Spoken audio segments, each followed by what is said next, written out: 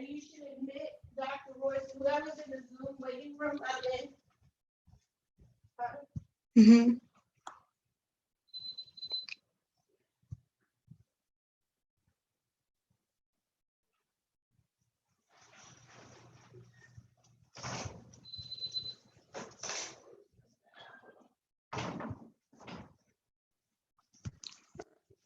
You should admit, Dr. Royce, whoever's in the Zoom waiting room, I'm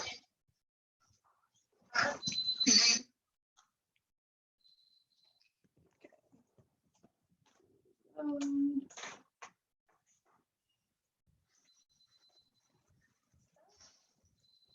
We good? What's wrong?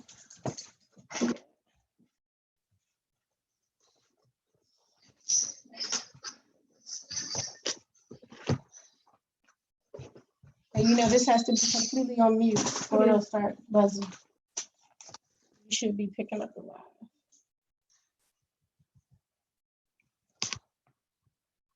We're just getting the live situated. We good? Oh, good. Oh, I can see. Oh, Dr. Royster, can you type something in the chat? The YouTube. Well, oh, never mind. You can't do that. You want me to go to YouTube on my phone? Yeah, and then try so she can, you know, we want to do a final. We're just getting the live situated. Good? Oh, good. Oh, I can see. Oh, Dr. Royster, can you type something in the chat? The YouTube. Well, oh, never mind. You can't do that.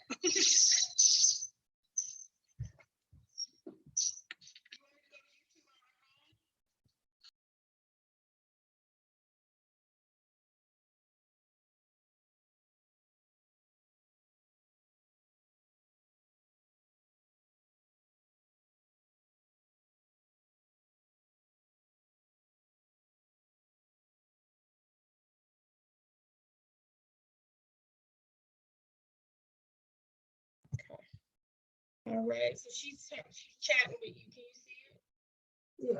Yeah. Okay, she's got it. Woo-hoo! Making it work. You're on mute, Dr. Royster. Sorry, I put it on mute. I see some people have already, one of my friends from Indiana. Oh, wow. Exciting stuff. Okay. Let's get to interview you today, which is different.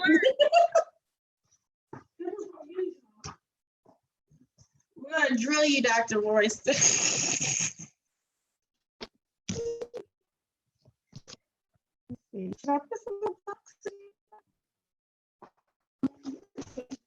And you got the signs, the stop.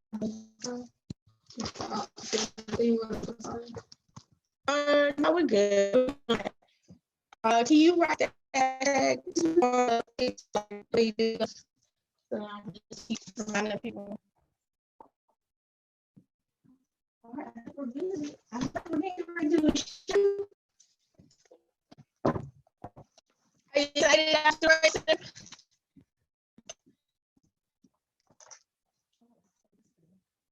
Oh, I got one right here. Is your laptop cord plugged in, charged up? But let's just in case. Ooh, I'm thinking. Okay. All the phones unplugged? Mm-hmm. Okay. All right, good stuff.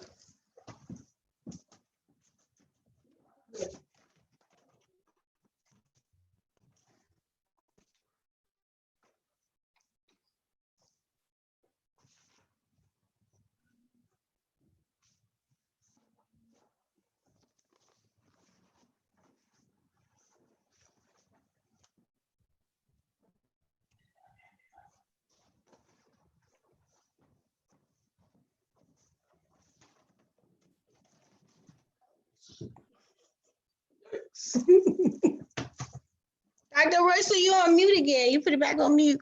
I know, I'm not talking to y'all.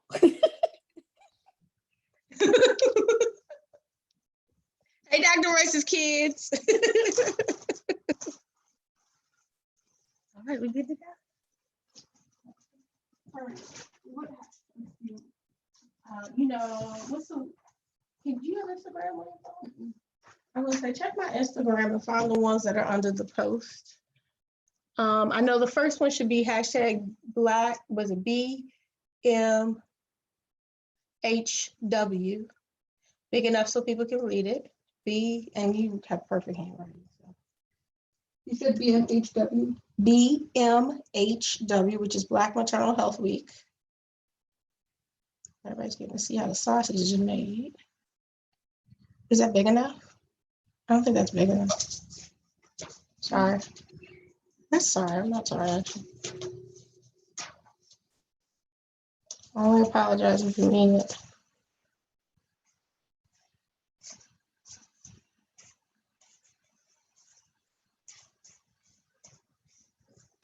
Age 20. 20? Mm-hmm. 20. Right. And then ours is here it is right here. I'm gonna give it to you. Ours is this hash American therapy pie. Mm-hmm.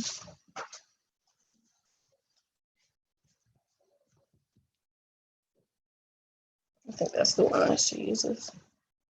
Oh, I gotta admit, Sasha. Huh?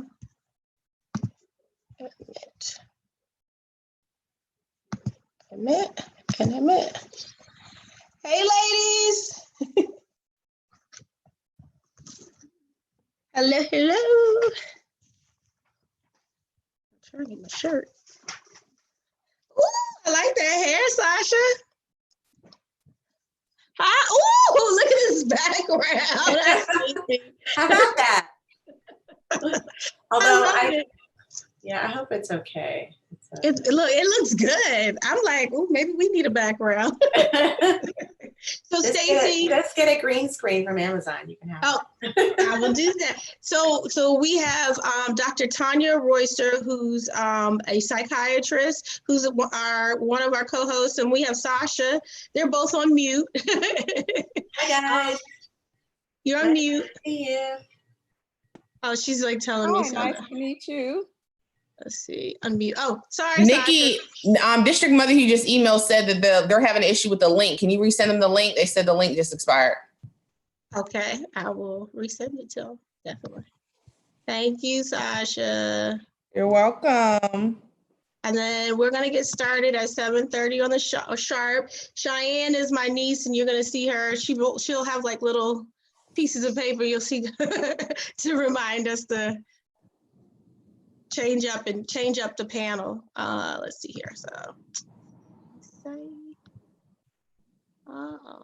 And thank you, Stacey, for doing this. We really appreciate it. Oh, I'm happy to be here. Thank you. It's been a long day of these, so my first one didn't go so well. Hopefully this will go better. Oh no, this is gonna be great. Trust me. Yeah, I know it will. We just had a lot of technology problems, so. Yeah. Let's see here.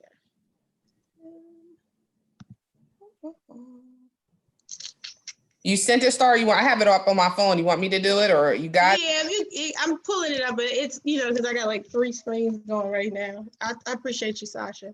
All right. You are the best, and I know it works because we're all here, so that's a good sign.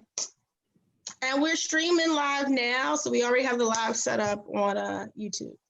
So Can people see us, or we're just? Yeah, they can see us. Okay. Okay. Don't pick your nose. So get it together. So Stacey, our show, we're going to be on our best behavior because we have like a big guest. We have you on today. Oh, listen. So we're going to behave ourselves, but we try to have fun and try to keep it like, it feels very loose, but we do have a nice little script and a flow and banter. But we want you to have fun. So if we're not hitting on something that you're like, no, I need people to hear this, then be like, hey guys, I need to chime in and add X, Y, and Z. Yeah, okay. Well, that's good. Well, it's a nice way to end the evening, so this is good. Awesome. And you're our guest co-host today. Very good. Okay, I just forwarded to them. Awesome. You are the best. You are the best. Right? Wale. Uh-oh. I think someone's yelling at their kid. I'm just glad it's not mine. Mm-mm. Poor little Cheyenne. She's working so hard. Our forever intern. You want to go up there? Yeah, you can put it up there. Or you can just, I can just, what do you think? Put it up there or do it like this? I don't know, you tell me. How do you want me to put the card, like the card thing? Oh, Hi, Angela. Hi, good evening. Hey, Angela, how you doing? I'm fine. Good evening. Good evening. Hey, Angela.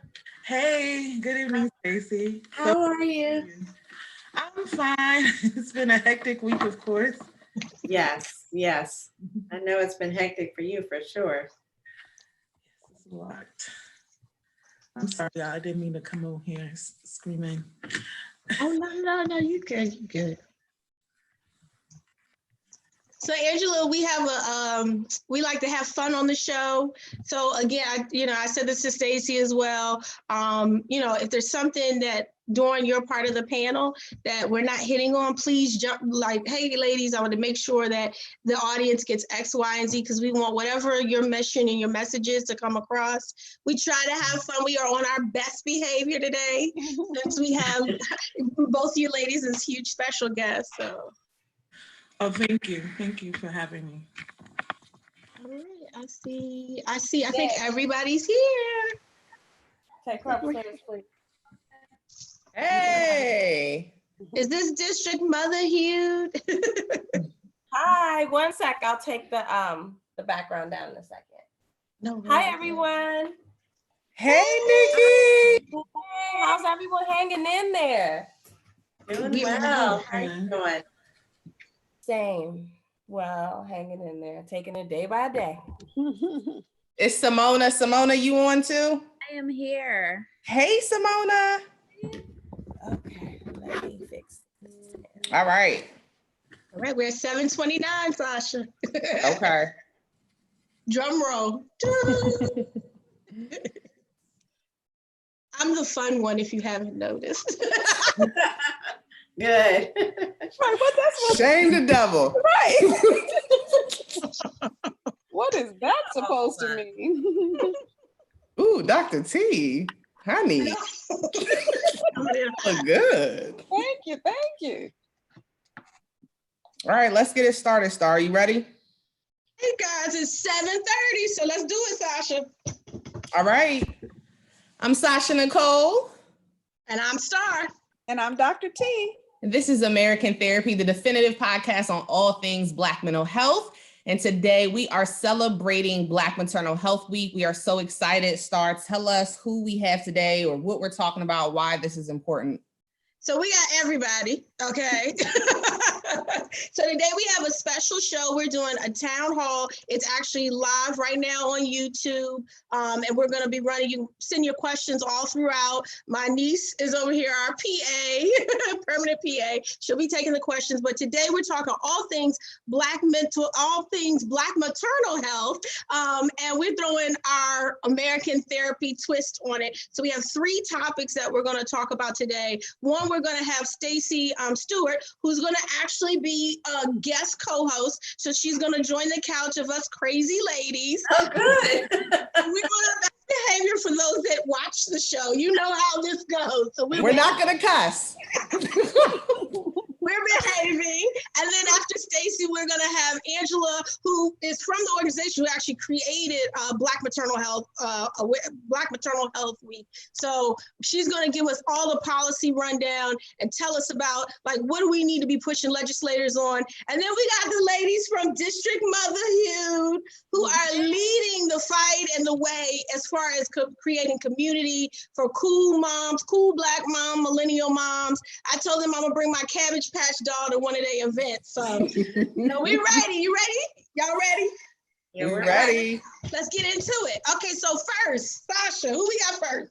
All right, first, so as Star mentioned, we're going to do this a little bit differently because it's a town hall. We're going to separate it into segments, and even Dr. T will have her own segment who can speak from the actual medical perspective because she is a medical doctor. So That's right. we haven't asked her for any prescriptions, but we've thought about it.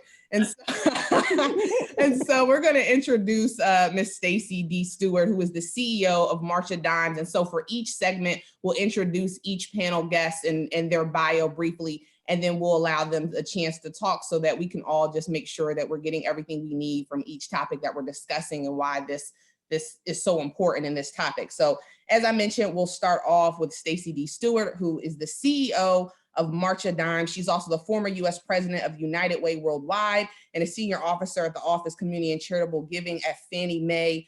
She's a business veteran. She's held a number of senior roles, including Chief Diversity Officer and Vice President for the Office of Community. As I mentioned, at Fannie Mae, she has a Master's of Business Administration and Finance from the University of Michigan and a Bachelor in Arts and Economics from Georgetown University. She also holds honorary degrees from a slew of other colleges, Trinity, Morgan State University, Texas Southern, and she currently serves on several boards nationally and in the Washington, D.C. metropolitan area. So Stacy, we are really, really excited to have you. You're a big deal in these streets. Oh, listen, I'm just glad to be with you all. This is awesome. I hadn't tuned into this, so this is my opportunity to be indoctrinated, I guess, tonight, right? Absolutely. So when you tune into the other episodes, just hold your Bible close because we Gird little yourself. things. And Stacy, you are Dr. Royster Soror. She's a member of Delta Sigma Theta as well. I knew there was something special about her. Look at that. Well, it's Zeta for life. Zeta for Theta life. Phi Beta Moving Phi. on.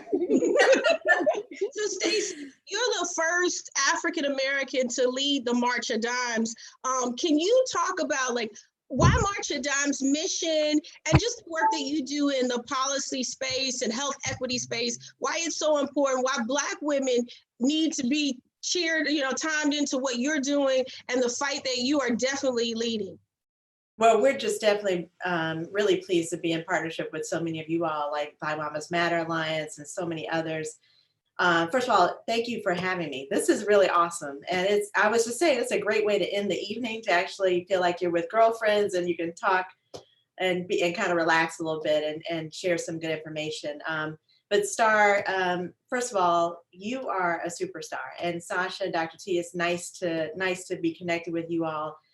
I know Star because Star was one of our fellows with the March of Dimes, and she did a phenomenal job, and she stayed connected with us and we've stayed connected with her. And part of what Star represents is really the March of Dimes that we are today. We were started 82 years ago. And what's really interesting about talking about the March of Dimes is that we were started in the midst of another pandemic.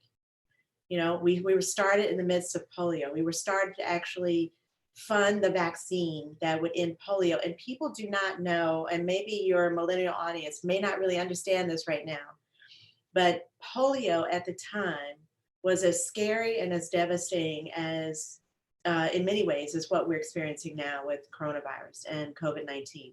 It was a virus. People didn't know how they got it. We had movie theaters, public pools, all kinds of public facilities that were shut down for years. I mean, things that went on for a long, long time. Families that were literally terrified because they did not know how their children or how their family members would get the virus. And we knew the virus led to paralysis and, in fact, death in many cases. So it's kind of a ironic thing that we're here tonight and during Black Maternal Health Week talking about I'm reflecting on our history at the March of Dimes in light of everything going on around us, right? And I think it's really important to talk about this pandemic in light of the fact that on top of the Black maternal health disparities, we were already facing, right? We're already facing a crisis that now we have to layer on top of it a pandemic, right? And the question really is, what is that going to really do to our communities? What's it going to do to Black women, Black mothers, Black motherhood, Black babies, right? As well as thinking about the whole, right? Obviously, the pandemic knows no boundaries of race, knows no boundaries of income or anything like that. But we do expect that, we could potentially be at greater risk of outcomes. And of course, we're already seeing that. But let me just say about the March of Dimes. First of all, after polio was done, we moved and it's kind of nice to say you led an organization that addressed a public health crisis. Now we're in another big one, but we were already in other public health crises as well, with maternal and infant health, especially in communities of color. And that's certainly been our focus. We really started a couple decades ago. We turned our attention after polio got solved. We looked at the issues of birth defects and many birth defects. Everything you know about folic acid, how many people know, how many mothers know to take folic acid when you're pregnant? Well, that's because of the March of Dimes, right?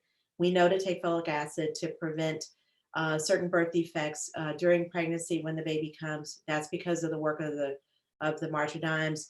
After we looked at birth defects, we really turned our attention that one of the biggest threats facing all babies, and especially babies of color, and that's the issue of preterm birth, premature birth, babies that are born too sick and too soon. We have 400,000 babies a year that are born prematurely, right? In the US alone, we are in the 4th year of increasing rates of premature birth. But here's the thing. Over the last couple of years, we have 6 prematurity research centers all around the country. We have one in the UK. We don't really understand the underlying causes of premature birth, but here's what we know, is that the issues of maternal health are inextricably tied to outcomes for babies. So for the March of Dimes, there's really no credible way for us to even look at the issue of premature birth without also looking at the issue of maternal health.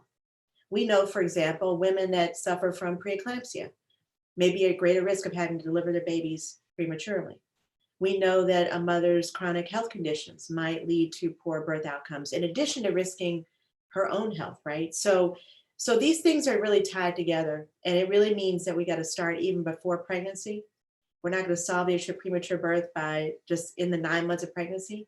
We have to start with women, especially women of color, being healthy before they're pregnant, during their pregnancy, and now we know even more clearly, thanks to a lot of organizations, especially like Black Mamas Matter, highlighting the issue of maternal mortality and morbidity. We know that 1/3 of all the deaths that happen for moms happen, during pregnancy, right around the time of another third right around the time of childbirth, and then from a week out to a year out after the baby comes. So that's a whole continuum of care that we have to be thinking about and focus on. And that's a lot of the work of the March of Dimes right now. It's looking at the maternal health continuum as well as the healthcare for our babies as well, especially dealing with the inequities and the disparities that exist across all those issues. So Stacy, for like the moms, my circle of mom friends, they're all well-heeled. Can I earn enough money so that this isn't a problem? Can I be in enough social organizations and have enough status that I'm not in this category? Or is this all Black moms? Well, if we had enough money to buy ourselves out of this, I'm sure we would. But the reality is that even Black women who are highly educated, with access to care, with insurance, with education, with knowledge and know-how, are still at tremendously greater risk of dying as a result of childbirth than their white counterparts. And we know that. And so one of the things that we believe at the March of Dimes, which we know we are in the same place as Black Mamas Matter and so many others, and this is a discussion a lot of us are having this week, is that, and from my good friend, Dr. Joy Career-Perry, who says it's not race, it's racism, right? It's the fact that as Black women, when you strip away all those other factors, income, education, access to care, what is left other than how we look when we show up at the hospital or at the doctor's office? Why are we then treated differently? Why are we not heard when we talk about our symptoms? Why is it that when we show up in the ER, for example, and we're maybe having some severe symptoms and we're pregnant, we often are turned away or dismissed? Why is it that the CDC says that 60% of the cases of maternal death are avoidable if it weren't for things like misdiagnoses or symptoms that are taken for granted or a range of other issues? 60%. So not only are these issues that are, it's not to say that we as women should not feel empowered with respect to our own health. We all should.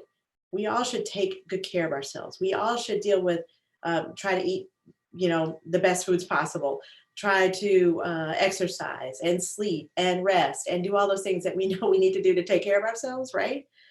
But How can we do that when the systemic challenges in our society create tremendous barriers for us to be able to do those things? How can we eat nutritious foods if we live in a food desert? How am I supposed to confront a health system that does not treat me and does not respect what I have to say when I need adequate, affordable care? I can't do that on my own. The system is failing me if I don't get that care, right? So these are issues that have to be dealt with both at a systemic level with policy change, confronting the hard reality. And then of course, we need to empower ourselves as Black women to And so, be as healthy as we can. and so Stacey, last question. When we think of two-part questions. So one, with you being a Black woman, being the CEO of March at Dimes, what has it been like for you being able to basically showcase the ideas, the views, everything that you have, to an organization that hasn't had a Black woman CEO before? And not only on top of that, what are some things that March of Dimes is thinking about going forward in 2020 and beyond so that we can start focusing more on, I don't want to say more on, but just in general, making sure that we pay attention to women of color more? What are some initiatives and things that you all are going to be doing in ways that, it matters and why we all should be taking part with March of Dimes? So Sasha, let me say this, I'm 56 years old. This is the third national organization, nonprofit, that I've served as the president and CEO of. And when I look at other organizations, national, large nonprofit organizations, there are not many of us. There are not many people that look like me. There may be women, but there are very few women or people of color in general. So I've had many years now of being Black and being in a position of leadership, and also not being afraid of telling the truth that others may need to hear, whether that's in the circles of philanthropy or a nonprofit or congressional members or private sector leaders. If I have to sacrifice who I am to do a job, I'm not gonna do that job, right? So I bring my whole self to work every single day, right? Well, now you give me a bag. I don't know. I'm just joking. But listen, this is why it's so important to have people of color in positions like this. Now, I'm not saying that March of Dimes can solve these issues alone. We look to partner with Black Mamas Matter. We look to partner with ACOG. We look to partner with A1. We look to partner with District Mother U. We look to partner with anybody and everybody because we think this has got to be a collective effort. This has got to be like a movement. But and in a movement, think about the Civil Rights Movement, just real quick. Think about the Civil Rights Movement. You had, now I'm from Atlanta, so if I run off some names, y'all don't remember, that's okay, right? Hosea Williams, you had John Lewis, you had Vernon Jordan. Everybody played their part, everybody played their role. You didn't have one leader. I mean, we like to think about Dr. King, and of course he deserves all of our admiration and all of the respect that we give him every single day. But think about the other leaders around him and the other leaders that were not men, the other women leaders who brought everything to the table and worked together. And that's what I see right now is the March of Dimes is a leader in this, but we're not the only entity, we're not the only organization. And my job is not only to lead this organization, but to be a good collaborator, a good convener, and a good joiner when it makes sense for us to make progress on this issue, which we all need everyone's help. So Stacey, I know Sasha, you're gonna kill me, but I gotta ask her about housewives. Oh, yes. Star, you better get that question now. I said last question. I know. She keeps the time tough on me. Okay, so we saw you on Housewives. I was like, okay, are they as catty as they seem on TV? I know it's off topic, but hey. They are actually, so what's really interesting is that I was the most naive person on that day. We're just trying to really celebrate Portia because she was really brave to come forward and talk about her miscarriage and the issues that happen. And we know that a lot of women, if they suffer miscarriage, they have infertility issues, pregnancies that don't turn out the way they would like. It's very hard to talk about it. It takes a lot of courage.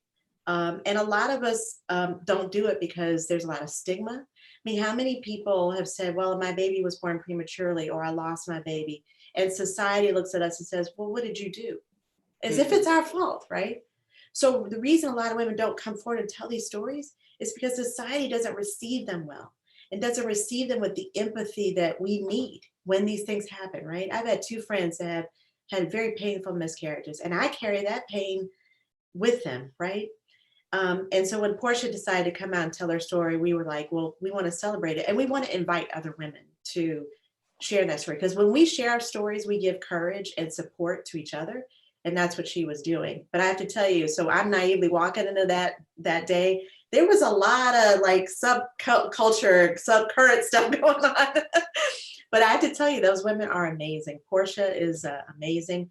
And I really appreciate having an opportunity to elevate those stories of other women of color, especially whose stories don't often get told. I mean, we know about Serena, we know about Beyonce, we know about all, but I mean, look, there's thousands and thousands and tens of thousands of women whose stories need to be heard for us to understand the breadth of this issue that we're trying to confront.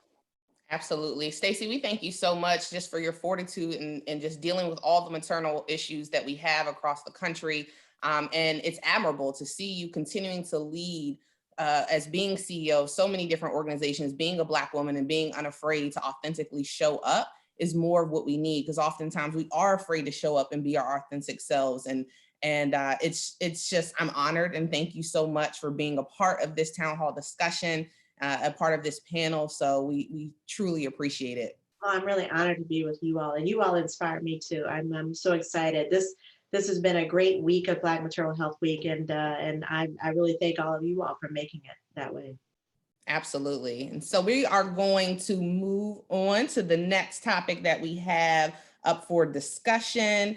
And we have why policy matters in the fight for maternal health. This is a big deal.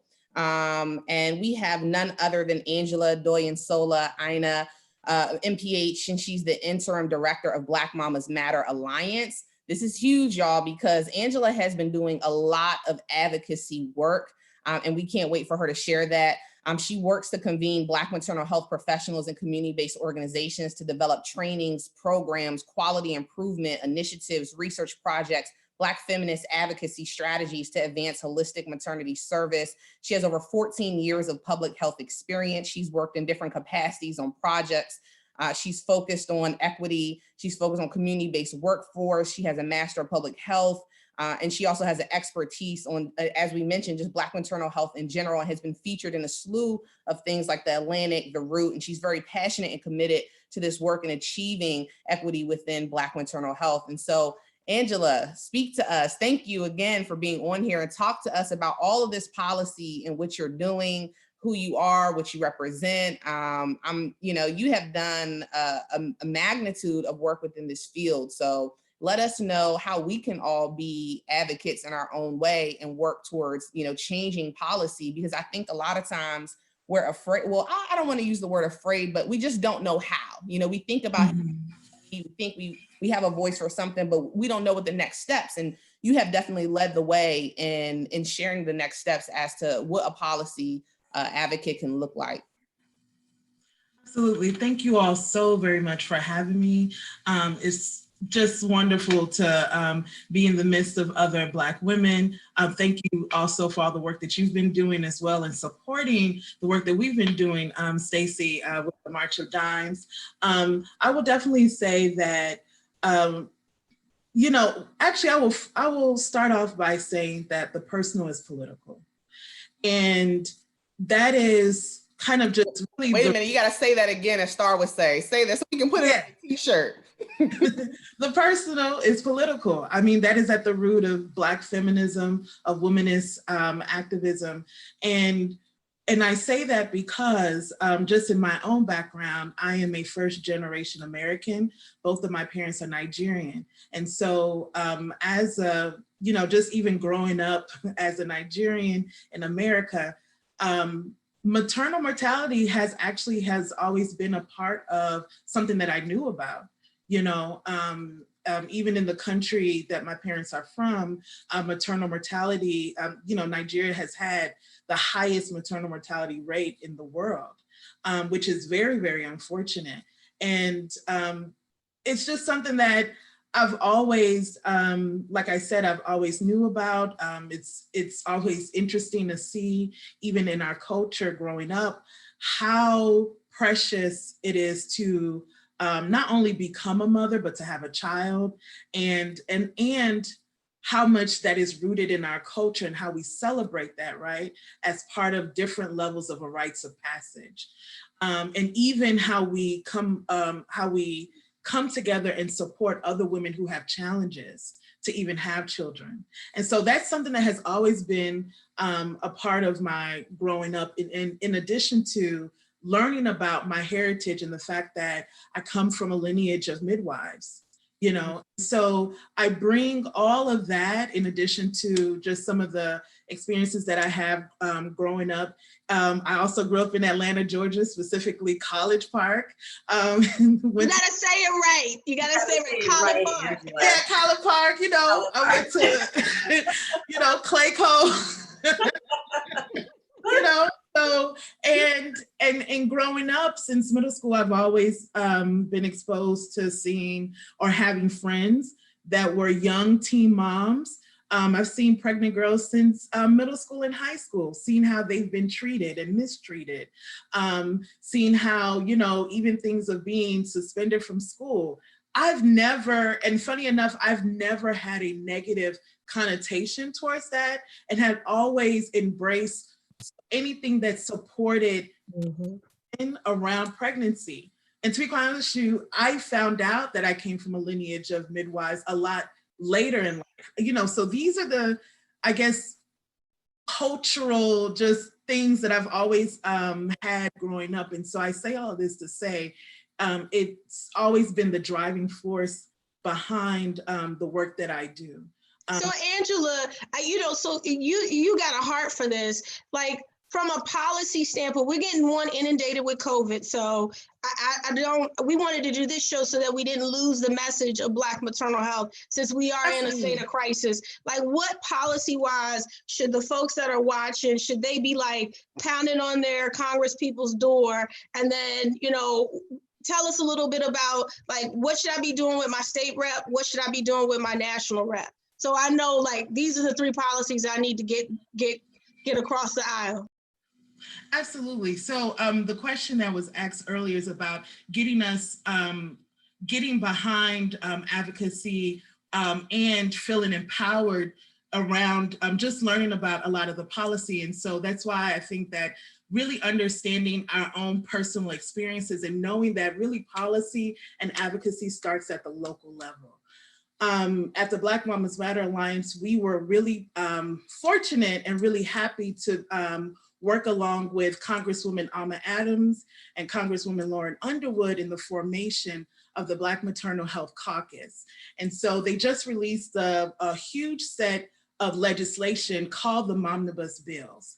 And there is a number of legislation in there, everything from investment into more community-based organizations that are doing maternal and reproductive health work.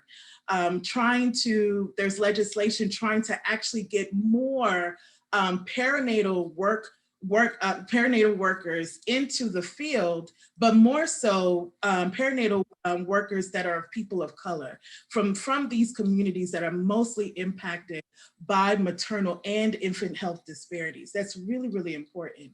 In addition to legislation that's supposed to help us address some of the social determinants of health issues that are impacting maternal and infant mortality. You know, Stacey alluded to some of those things. We know that structural racism and gender oppression are the driving forces behind the maternal mortality rates. And most importantly, it's also just a lack of investment in women's health overall. You know, as Stacey mentioned, we really do need to be doing more in terms of investing and promoting women's health throughout the lifespan, you know, and it is about the fullness of sexual and reproductive health. And the more that we promote those things, the more that we can see better health outcomes. And then last but definitely not least, there are some policies in the Momnibus Bills that's really uplifting the need to also invest in Black-led organizations, especially Black women-led organizations like the ones in the Black Mamas Matter Alliance, who do this work from a reproductive justice, birth justice, and human rights framework. That is so, so very important for our communities. And that is important for our communities in particular because how we do this work is very much, as I started off talking about, is very much centered in cultural congruency.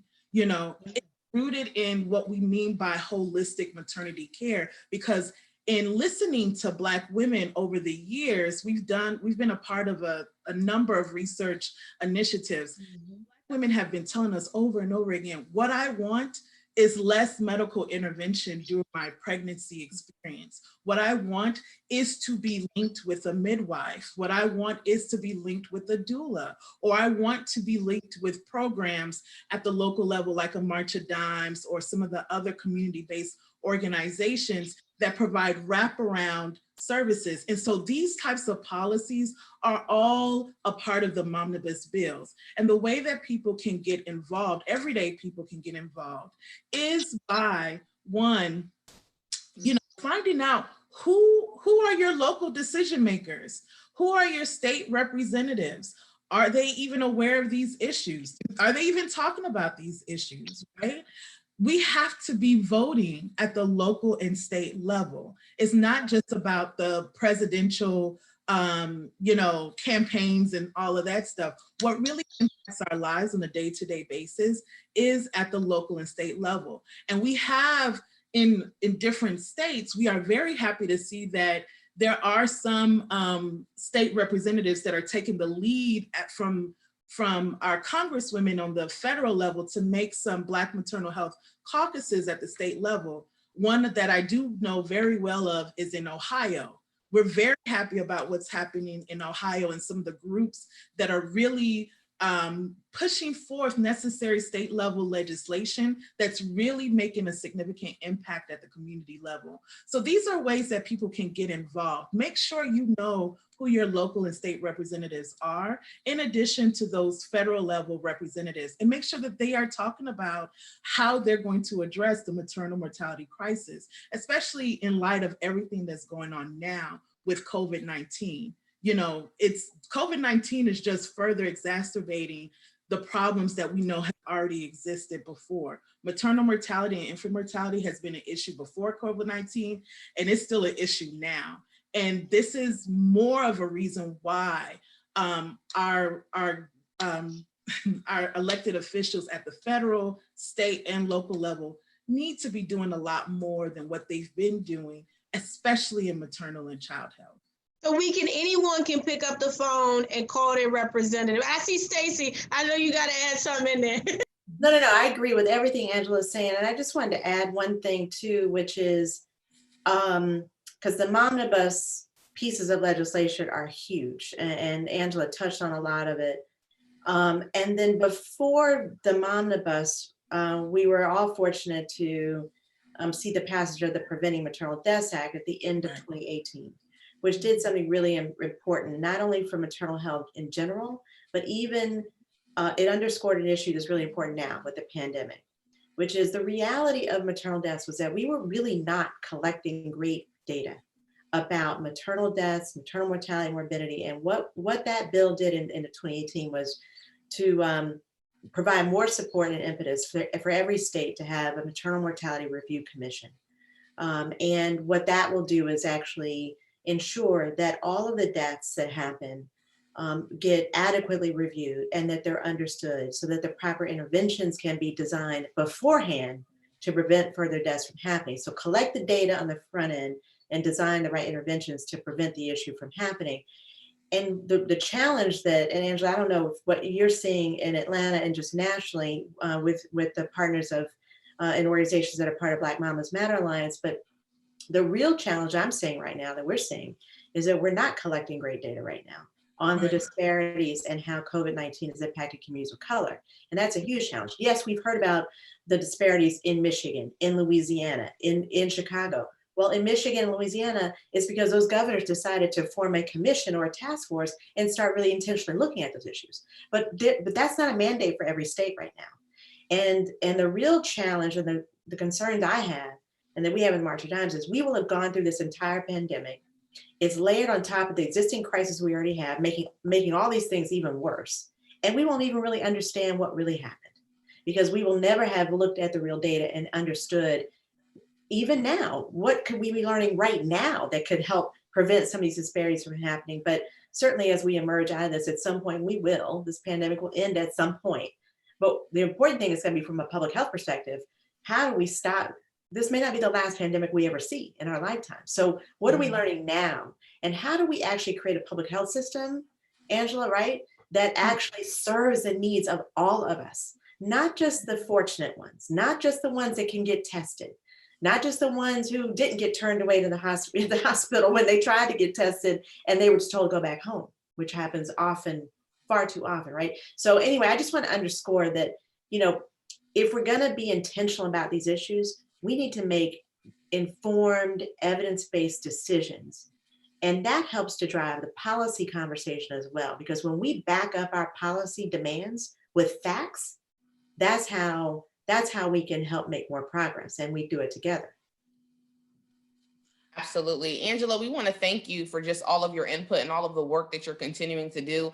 I like how you touched on, knowing your personal history has helped you lead a forefront in doing something political. I think that you have just done a phenomenal job in being a leader in that area and showcasing why it's so important. I just, before I ended transition to district motherhood, is there any piece that you would like to add? And like, how do you, find that courage or define to women on, how to take a stand, how not to be afraid to talk to their congressperson, to talk to any just local leaders that they may have, to be able to say, this matters and why? Because oftentimes, I feel, and maybe other women may feel, that Black issues, get ignored.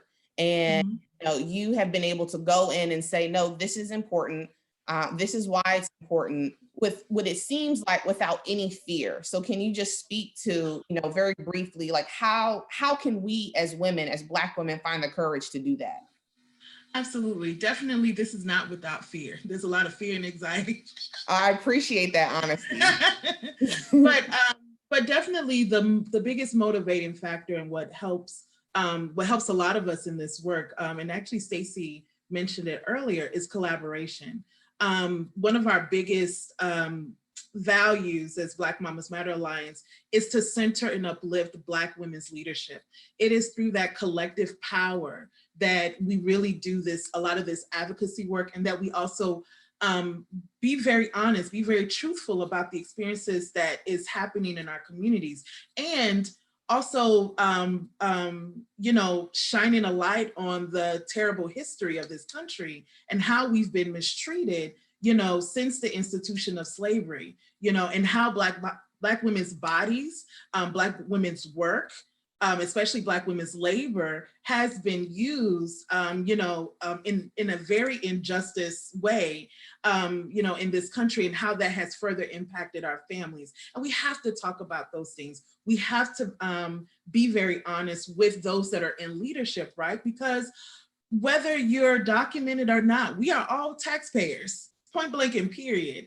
And we have to talk about these issues, to our leaders. And so I really do lean on the leadership of other Black women, of other advocates, that came before me, and especially definitely all of the Black women leaders within the Alliance, who we work together to really put forth a lot of these agendas, policy agendas. One of the organizations, Mothering Justice, I love them so much. They just do such a great job. They have a Mama's Agenda, or the Southern Birth Justice Network in Florida. They have the Birth Justice Bill of Rights. These are things that are powerful because it centers the voices and experiences of Black women. And so that is what's motivating. And I think that that's what helps drive the work that we do when we speak to those that are empowered. And also because we see the positive results of when leadership does the right thing and bring back that investment back into our communities. We see the positive outcomes of that. So that is what's rewarding, and that's what's motivating. Thank you so much. We really appreciate it. Speaking of community, we're going to transition into district motherhood. I want everybody to understand district motherhood is a big deal in the DC area, and they are going to be an even bigger deal globally. Like I can't even express to you all. They have been around since 2016, and you would think that they had been around for many, many more years than that. It was founded by Nikki Osei Barrett and Simona Nosei Wright. They're a premier 501c3 dedicated to millennial mothers of color in DC, Maryland, and Virginia. With national support and acclaim. They noticed the lack of representation amidst local mom groups and sought to create a community for millennial moms resembling them. Since their inaugural event, the Mom Loft District Motherhood has hosted over 20 sold out events and workshops, fostered countless new friendships, debuted the Mom Friends, the first ever large scale conference dedicated to millennial moms of color, and Mommy en Blanc, the nation's premier all white Mommy and Me. They've been on Fox, Let's Talk Live, Forbes, The Root, and Black Enterprise, and they've tapped into a grossly ignored niche of women, and their mission has since grown. They continue to encourage community amongst moms of color while aiding brands and connecting with their demographic through their strategic brand integration. They have definitely been an integral part of even, someone speaking for myself, of going to their events, meeting new girlfriends, being able to reflect on just upon me as a woman in general, and making new friends, because that can be scary as we get older. I've made new friends who've been over at my house, and just their events and who they are as people and what they've done is really great, and it's really a big deal. And so Nikki and Simona, we just want to transition to you to just further dive into everything that you've been doing, other work that you're looking at doing going forward, and how you've seen how this community engagement and partnership and building these, strategic friendships and relationships with other women, moms of color, especially millennial moms of color, how you've seen that impact us when we talk about why maternal health is so important. Well, thank you guys so much for having us. Like, this is amazing. Like Stacy said, this is the perfect way to truly end an evening. So this is amazing, and thank you for having us.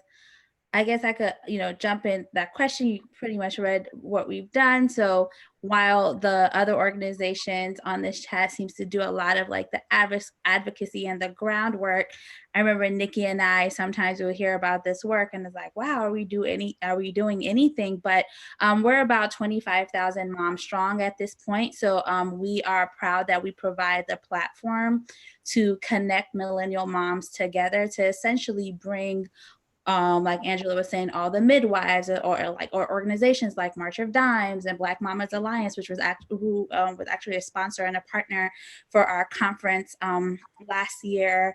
And we connect our moms with MDs and pediatricians and gynecologists and OBGYNs and all that, and doulas, essentially to make sure that they're aware of the African American doctors in their area and practices in their area. So we always say we are here to empower and to equip our moms by first connecting them and building a huge community first through trust, because we know that when you're around women that look like you, who we are able to laugh with and enjoy time with simply by sharing your experiences, as we all know, the more you know, the more empowered you are, the more empowered you are to ask specific questions or just a journey to go along your journey. So we're very proud of the community that we have built, and also proud of the partnerships that we have created to bring these conversations. So even if Nikki and I are not necessarily creating or pushing for these policies or lobbying, we are bringing these organizations to educate and inform our moms, and sometimes in a less scary way. I know with Black maternal health, that has been a conversation that we've been having, whether during Zoom or at events, and we've tackled at our conferences and smaller events. But we know that sometimes that conversation can be a little scary, where some people may not think that it necessarily applies to them, or they may not want to join that conversation. Helena Andrews, a Washington Post writer who is based here, who has also attended the Mom Friends and District Motherhood event. She wrote a phenomenal piece of how we are joining, while we are promoting information of Black maternal health, we are making it less scary. And I think, Stacey, to your point, there's so there's so many people that, like you said, there's different steps, right, where you're affected. And there's so many before they even become pregnant. Our resources and our health is important, and it can affect, our maternal health as well. So I think being able to put all these women in different parts of their motherhood journey and bringing the conversation in a less scary or in a more appetizing way, and it internally affects them, and they're able to receive this information. So when that time comes, they are equipped to continue on this journey. I'll let Nikki. So Nikki, with what you guys do, you got 25,000 Black or women of color, moms of color. Like, what should our audience and your audience, those women, how do we create conversation and break down barriers to have those, the discussion so that we feel like we're supported? I think a perfect example was at Portia's event on the Real Housewives. It was interesting to see that all these women had gone through basically similar or the same experience. And even though they'd known each other for years, they'd never shared it with one another. Like, how do you guys do it? And how can we take it home and do it and create community and have conversations? How do we break those barriers of oh, that's a subject we don't talk about? Well, one thing that we say within the DMV Mom Tribe is that it's a no judgment zone and no topic is off limits. Most of our events, they tend to be unique experiences, and most of them are also themed. So, when you come to one of our events, we might be talking about finances. We might be talking about children with disabilities. We might be talking about, sex after marriage, sex after baby, whatever the case may be. We create a friendly, open, and trusting environment. So there's no need for you to come in and feel like, okay, I'm being judged or nobody else can relate to the situation, because 9 times out of 10, the moms in that room have already experienced it, have been through that, and can provide you with, their experience, which you can apply to your life. Also, how you and Simona came together literally with a mustard seed idea and has grown this organization tremendously.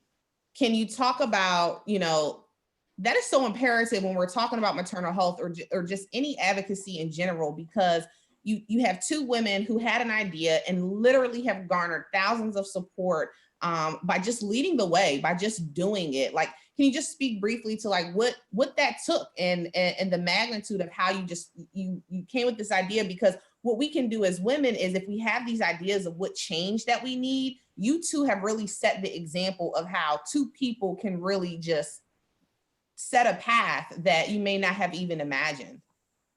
We knew what we wanted to create, and we knew that what we wanted to create did not exist.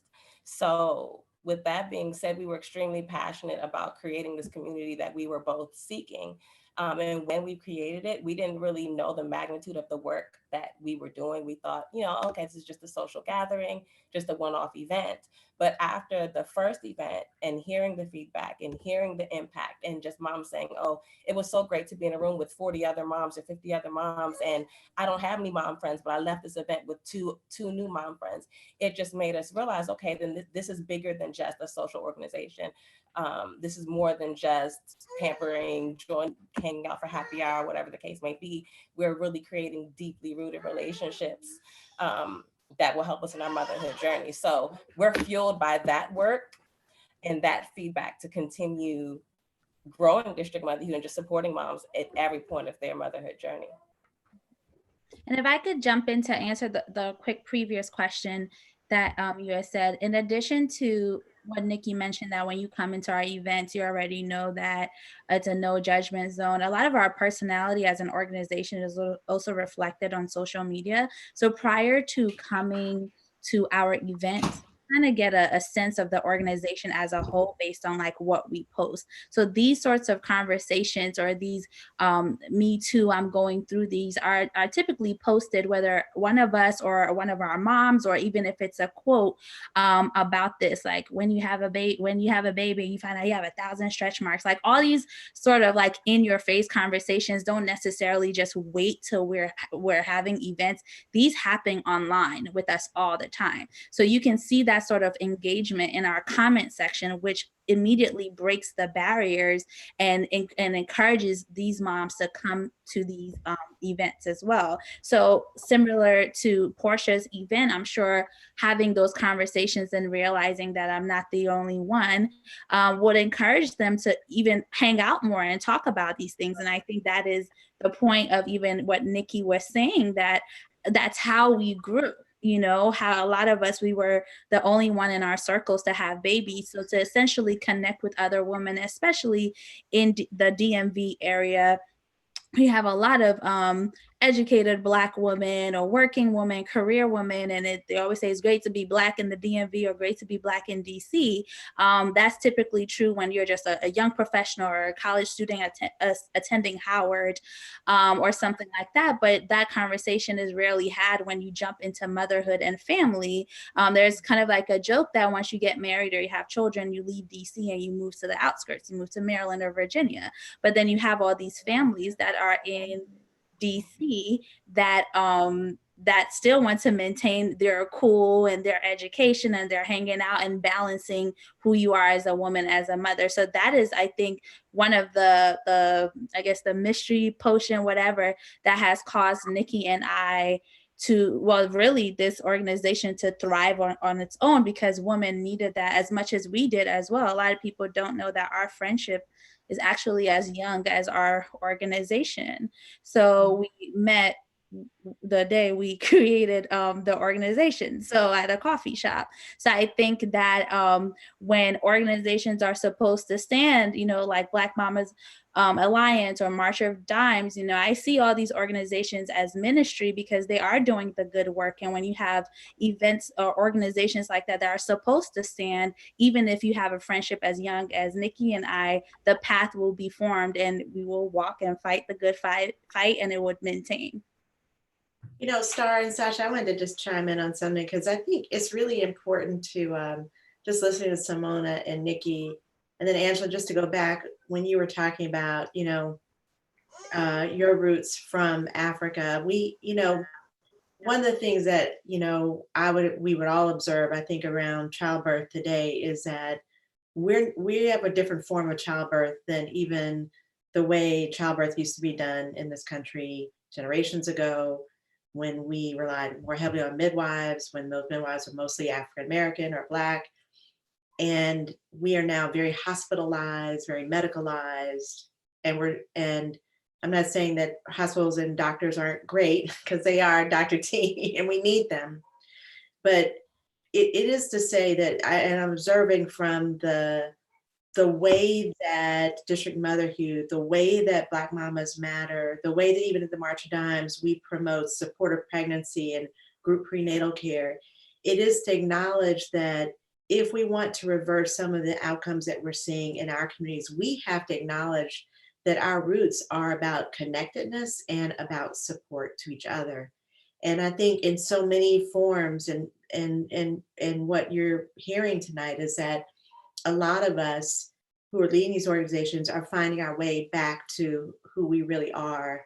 You know, even before we were born, we're drawing on, you know, our heritage, we're drawing on our legacy, and we're finding our way back to a place that works for us. You know, maybe we've been put into a society that is forcing us to conform to a certain kind of care that isn't really rooted in who we are and who we've ever been.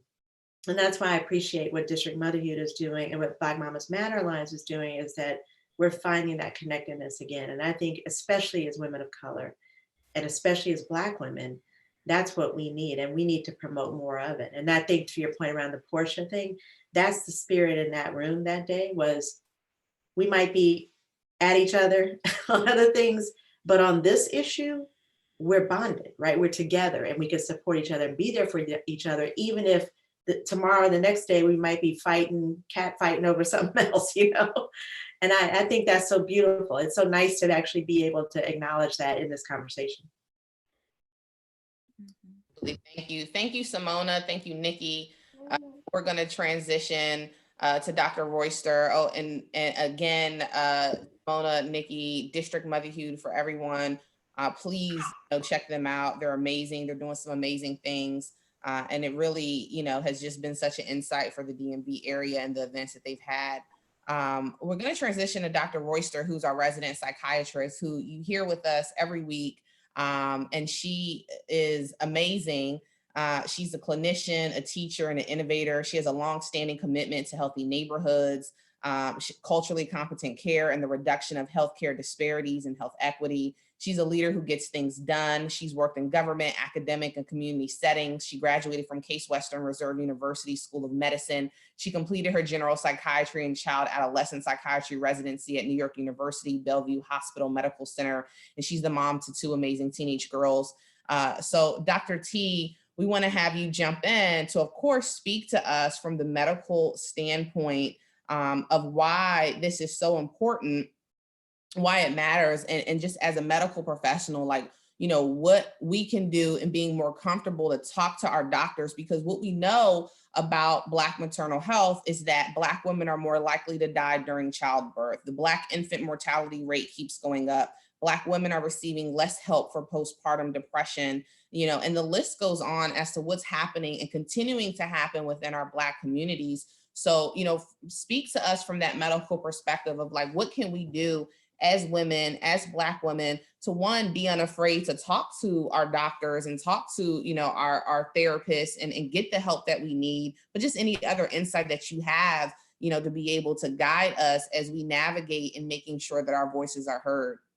Yeah, thank you guys. As always, this is, I love being a part of American Therapy, and this town hall kind of live virtual conversation is exactly why, because we talk about real issues that matter to everyday people of color, but mostly Black people. But although I tell you, people of all races listen to our show and love it.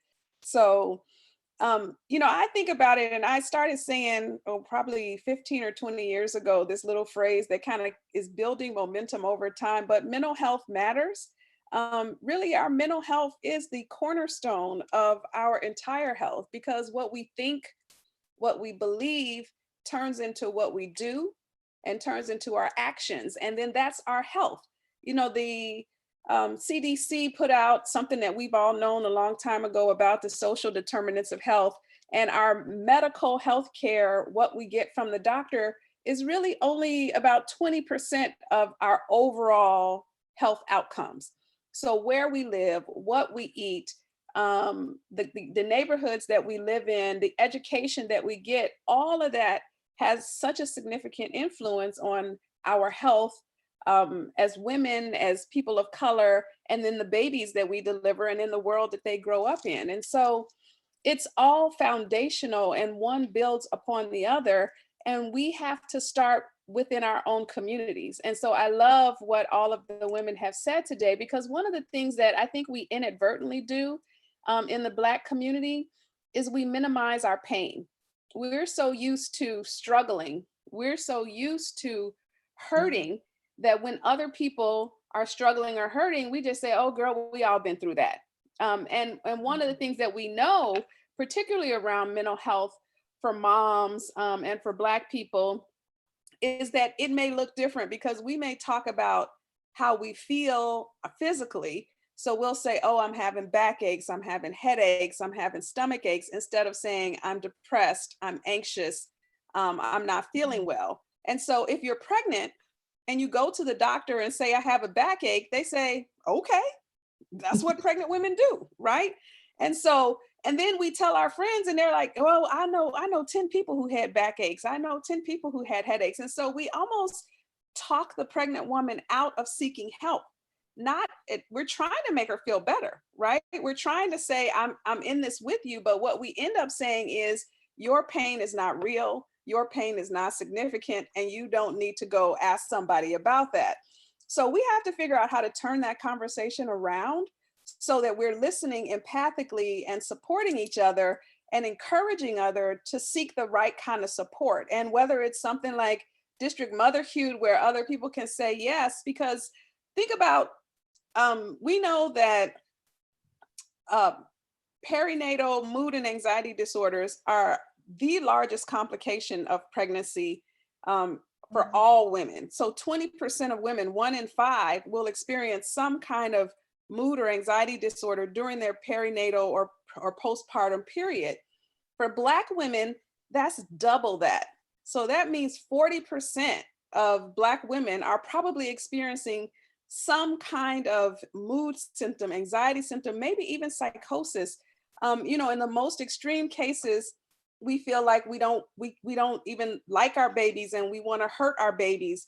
And I've heard women say, well, I told my mother, I'm so upset I could kill this baby. And her mother said, oh, we all feel that way sometimes. Mm-hmm. Instead of saying, oh my gosh, let's go talk about that, right? So these are very, very common disorders. And because of that, we kind of poo-poo them and we don't kind of encourage people to seek help, and we don't encourage each other and support each other in that help seeking.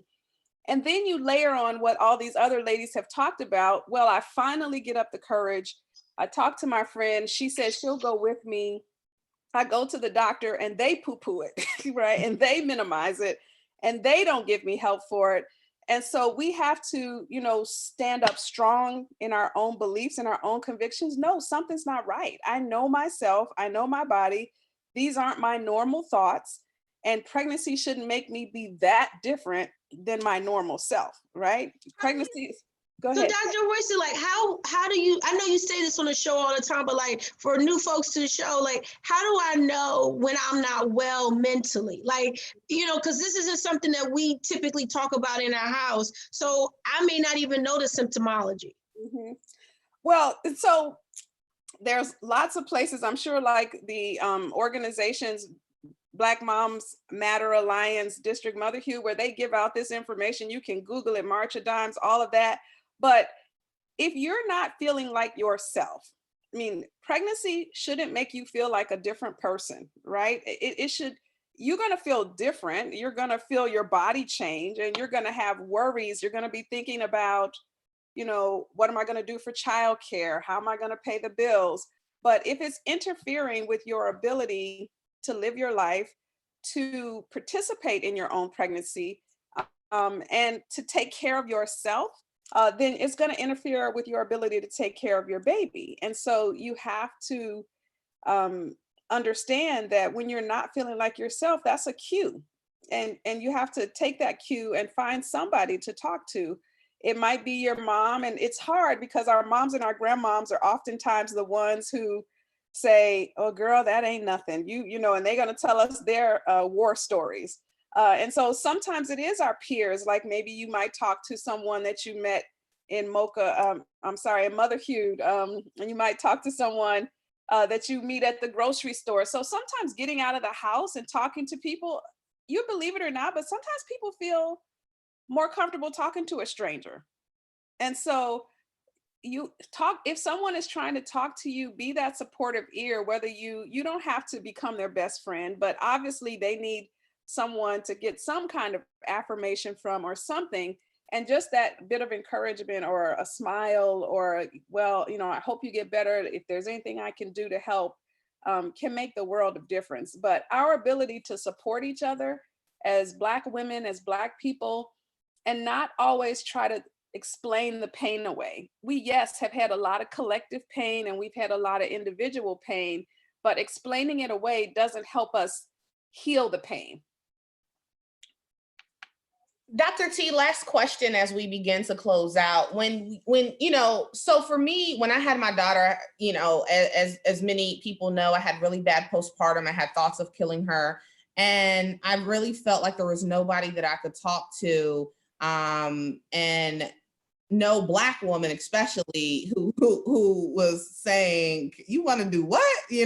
So when you go to a therapist, when you want to speak about what you're going through, Can you explain if there even is a difference? You know, when you go to therapists and they say, well, if you express any thoughts of wanting to harm yourself or harm others, you know, does that mean that I can't express, hey, I'm having thoughts of this? You know, you just, you know, define that so that maybe there would be more women who might have courage to express certain things. Because I know for me, I'm not about to tell these, you know, people this so that they can call social services on me.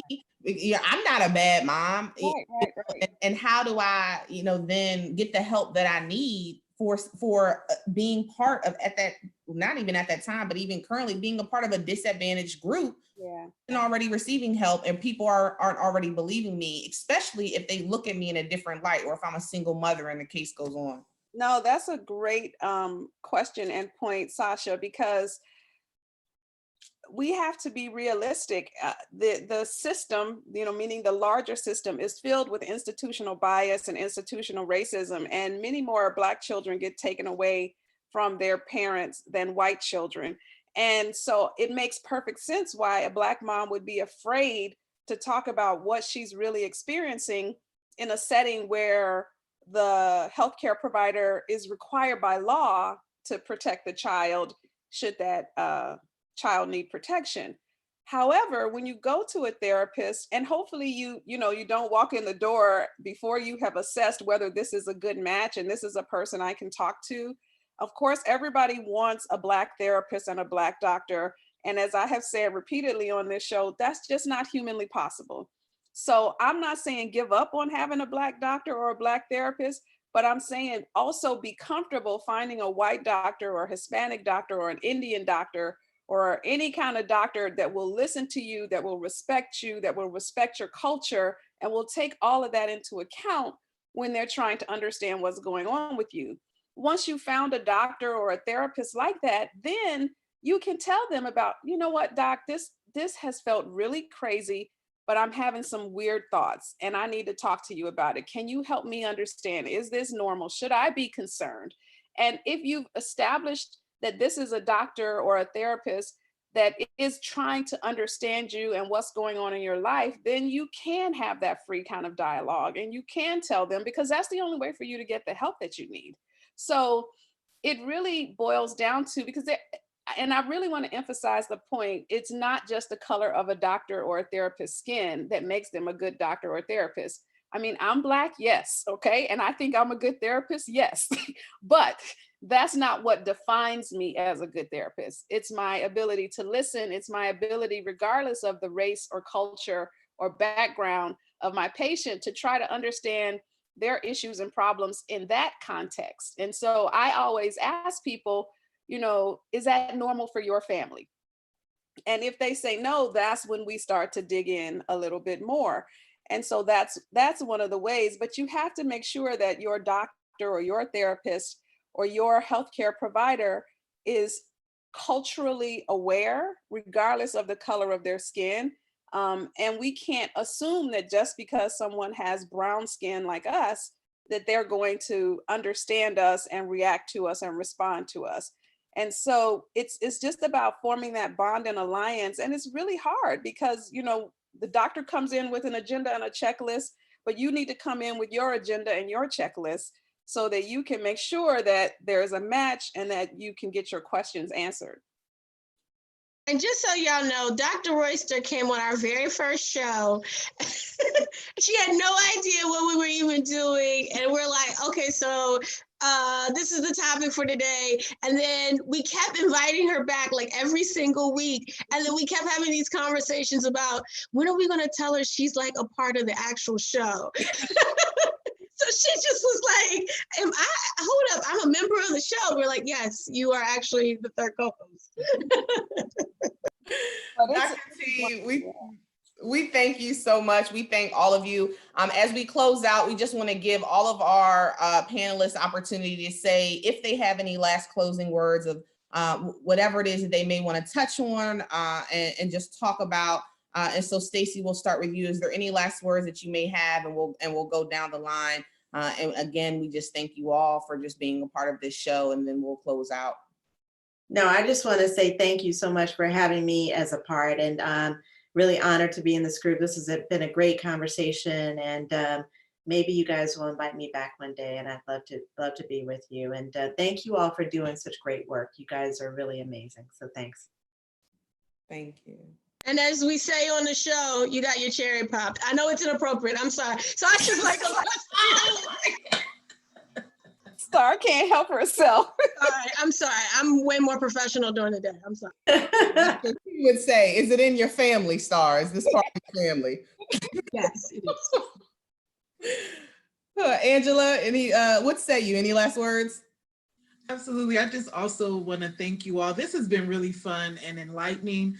And the final thing I just want to say is just encourage everybody to definitely follow the Black Mamas Matter Alliance. We're very proud and excited to be having our 3rd annual Black Maternal Health Week, because like the ladies of District Motherhood has said, this is not all about doom and gloom.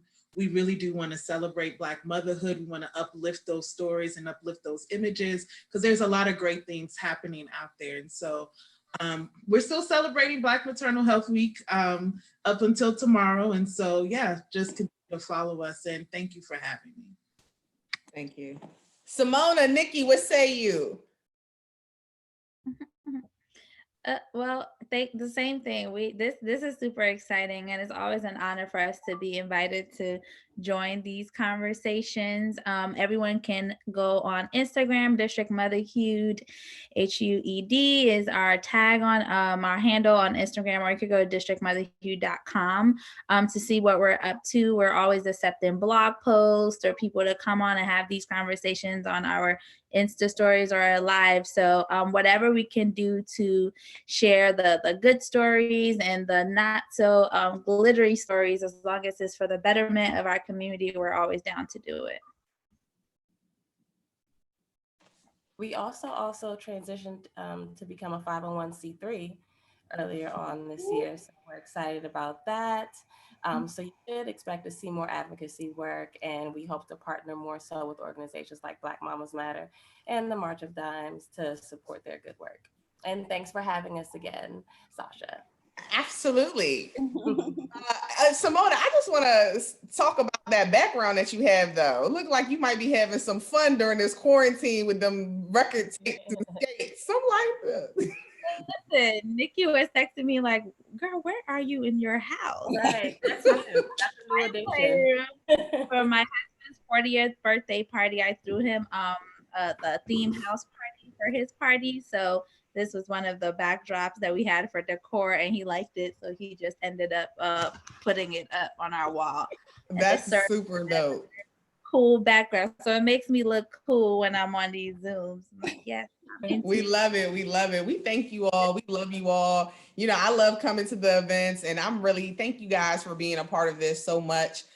Star, what's your last 3 points we was talking about earlier?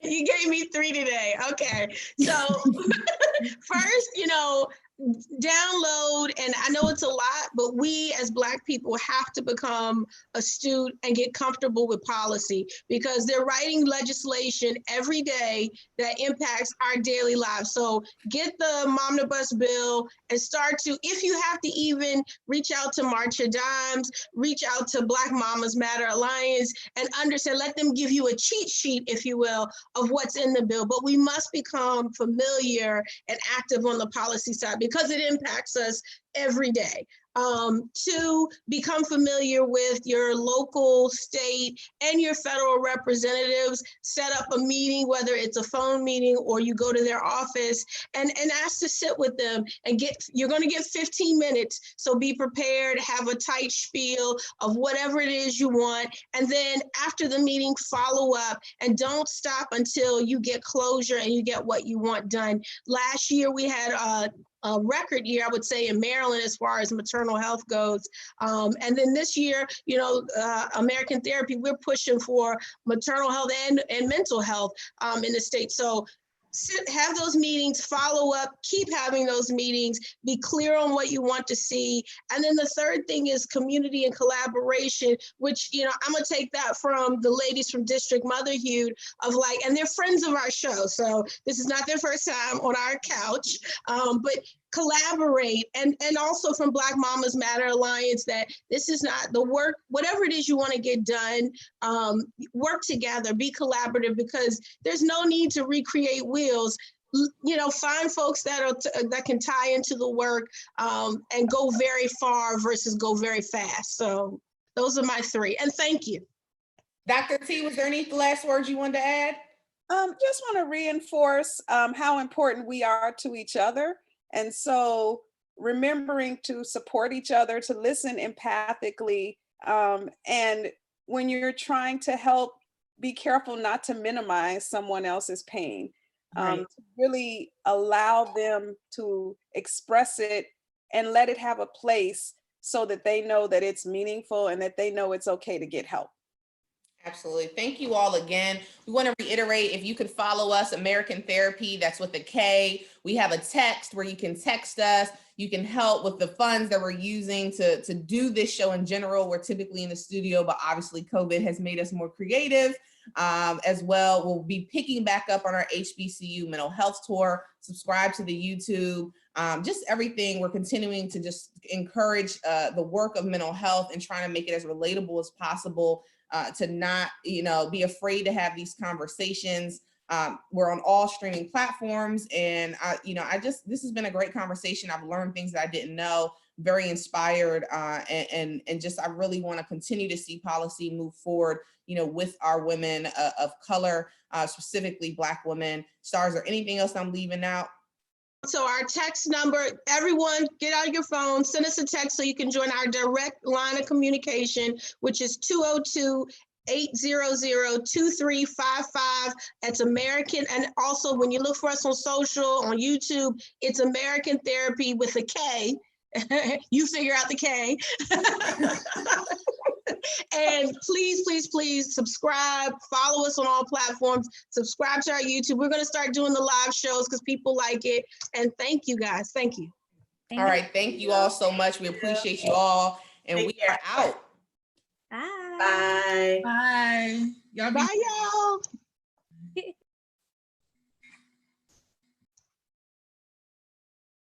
Okay, now I have to figure out how to stop streaming. Oh God, don't say nothing crazy.